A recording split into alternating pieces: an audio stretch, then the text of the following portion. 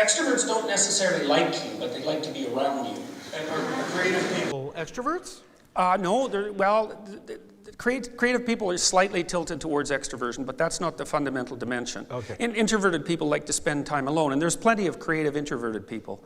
That another personality dimension is known as neuroticism, somewhat unflatteringly, and it's an index of sensitivity to negative emotion, so that if you know people who are volatile, they're touchy and they tend to fly off the handle, or they're sad or morose or anxious or tend to avoid stressful situations, then they tend to be higher in trait neuroticism. And that's specifically a negative emotion dimension. Extroversion is an index of positive emotion. And so they're separate biological systems, positive and negative emotion. So I'm trying to get us back to creativity. Yep. Well, the third category is agreeableness. Agreeable people are compassionate, and they basically live for close, intimate, personal relationships. There's conscientious people who are dutiful, and then there are open people. And the open people, the dimension is called openness to experience. They're people who are fundamentally interested in ideas. So if you're talking to an open person, they will immediately move the conversation to the discussion of ideas. So most of the people in the audience tonight, for those who aren't here for political curiosity, are here because they're open people. They want to hear an intellectual discussion, and so open people are interested in ideas. That's the intellect component of openness. And then they're also interested in aesthetics, and that would be where the artists really, intellect and aesthetics is where the artists come out. And the thing that's important to know about that, and it's why I went through all 5 traits, is that these are attributes and ways of looking at the world, ways of behaving that are fundamentally rooted in biology. They're very, very deep. It's not a surface trait by any stretch of the imagination. And creative people also tend to be higher in trait intelligence, technically speaking. And that's the ability to manipulate abstractions rapidly. So is creativity a sort of second level then? Because the traits that you've just described don't include them. Where are they in that group? Well, creativity loads very highly with openness. Creativity and openness are probably synonymous, more or less, although it isn't obvious that interest in ideas per se is the same as creativity, but there's very few people who are artistic who aren't very interested in ideas, so they move along the same path very tightly. So let's unpack this notion, because it's axiomatic that creativity and art are indistinguishable. Is that true from the point of view of a psychologist? I would say it's a pretty decent truth. It's open people are the ones that are interested in aesthetics. So, there are lots of people who are, in some sense, blind to beauty. It's actually one of the things that distinguishes, strangely enough, it distinguishes conservatives and liberals, roughly speaking, because liberal people tend to be high in openness. They tend to be creative, but they're low in trait conscientiousness, so they're not very dutiful. They're not particularly orderly. They're not particularly industrious, not compared to conservatives. Liberals? Yes.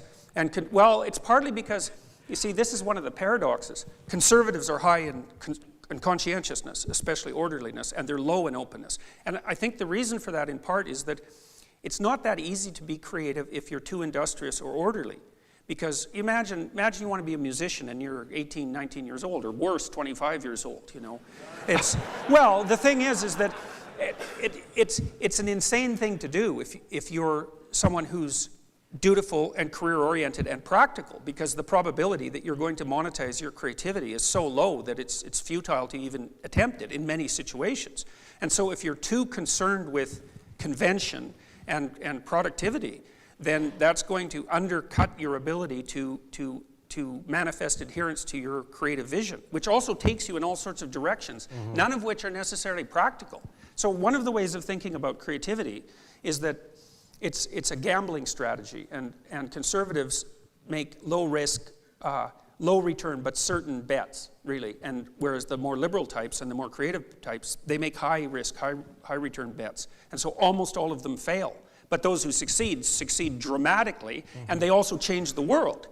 And so, although it's very foolish to be creative, it's creative people who lead the vanguard forward into the unknown and transform the world. So foolish as it is, it's absolutely necessary. Foolish because risky? Yes, because risky, yes. I mean, it's foolish in the same way that a high risk, high return bet is foolish.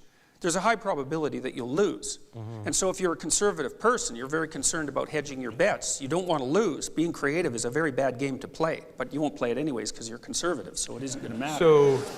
So you are an open late teen, and you have conservative parents, and you say, Mom, Dad, I think I've decided that I'm going to be an artist. Oh yeah, and they think, what's wrong with that kid? That's a complicated conversation, isn't it? Yes, yes. It's like discussing color with someone who's colorblind.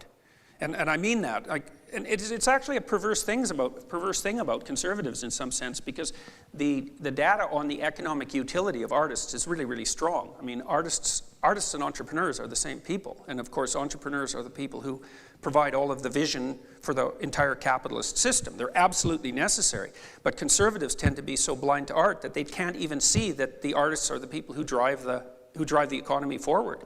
But you make them sound so bad.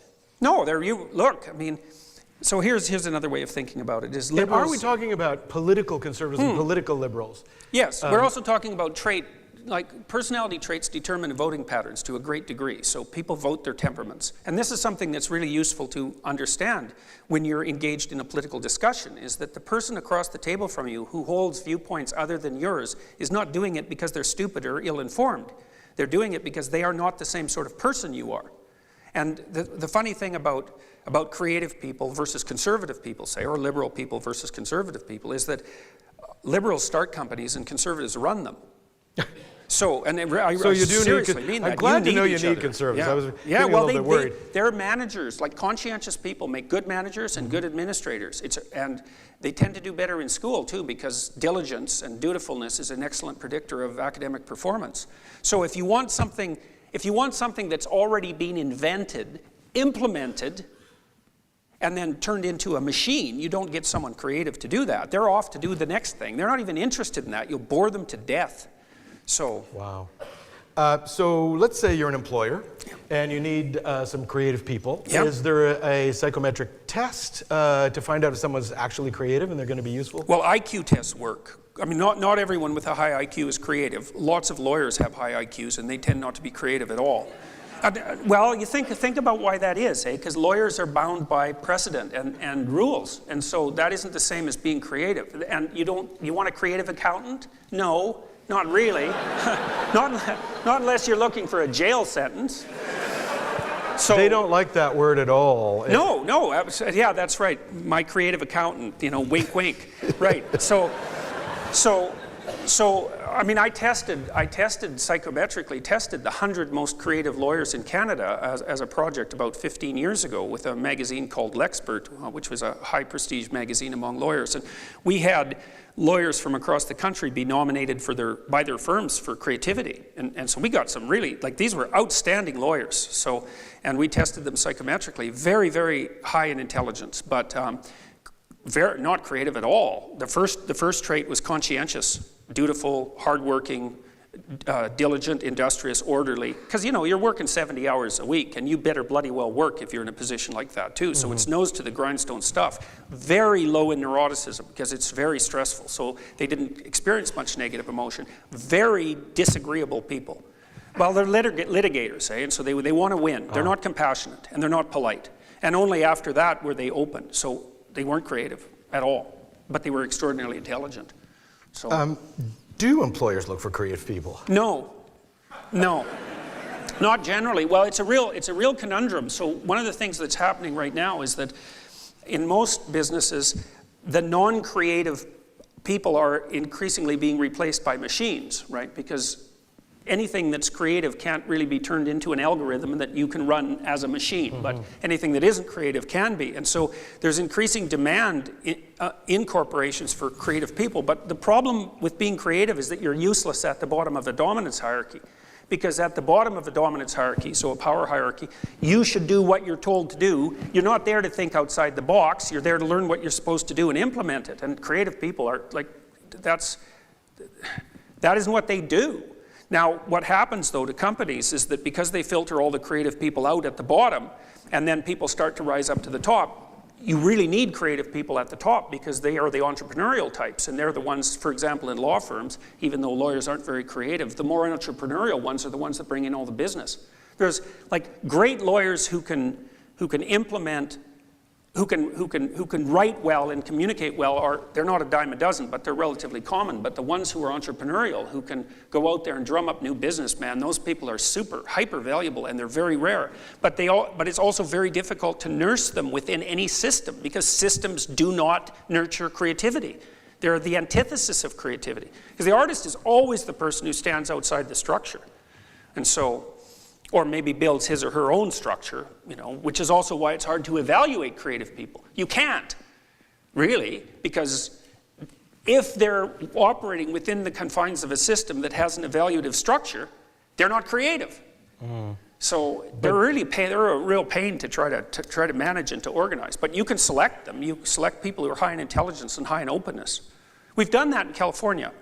So I work with this company called the Founder Institute. It's quite a cool company. It's run by this guy named Hideo Resi, and he has now started schools to foster entrepreneurship in 135 different cities. And so we're testing in 8 languages, and we can reliably select people who will have a functioning business within a year. You select them for high openness and high intelligence, roughly speaking.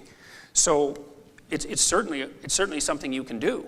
But then you have to figure out what you're going to do with those people, because telling them what to do isn't going to work, and putting them in a box is completely counterproductive. So they're very annoying, even though they're hyper necessary.